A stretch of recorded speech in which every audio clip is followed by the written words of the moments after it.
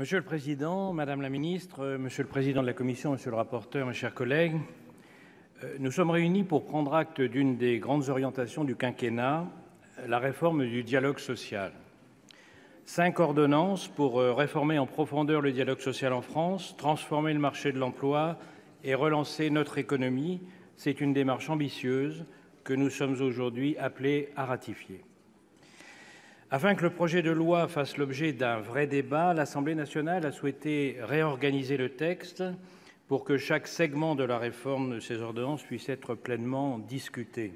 Je souhaite vous préciser la position du groupe des Indépendants sur les grandes orientations de ces ordonnances. Le Gouvernement a d'abord défini le principe de la primauté de l'accord d'entreprise afin de faciliter la négociation collective dans toutes les entreprises et plus particulièrement les plus petites. C'est la première fois qu'une réforme du code du travail donne la priorité aux TPE et aux PME, et cela mérite d'être souligné. Elles pourront désormais conclure un accord collectif, même en l'absence de délégué syndical, et seuls 4 % des PME disposent d'un délégué syndical. Cette simplification de la vie quotidienne des TPE et PME passe par une série de mesures attendues de longue date. Réforme des règles de licenciement, nouveau barème des dommages et intérêts, suppression des contraintes administratives inapplicables notamment. Ces ordonnances clarifient les règles tout en permettant un climat serein entre les chefs d'entreprise et les salariés. Elles nous semblent susceptibles de redonner confiance en donnant les moyens d'anticiper et de s'adapter aux nouvelles contraintes de la vie économique et financière. Pour mener à bien ces objectifs, le Gouvernement a proposé la fusion des instances d'information et de consultation en une nouvelle structure, le Conseil social et économique.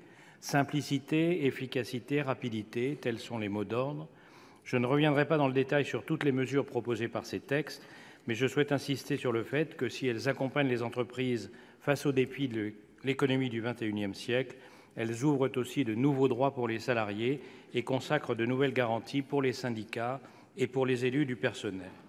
Je crois qu'il faut donner les chances à votre gouvernement, madame la ministre, de changer les choses, de mettre fin à l'inertie de l'emploi en France et de prendre des mesures concrètes pour lutter contre le chômage.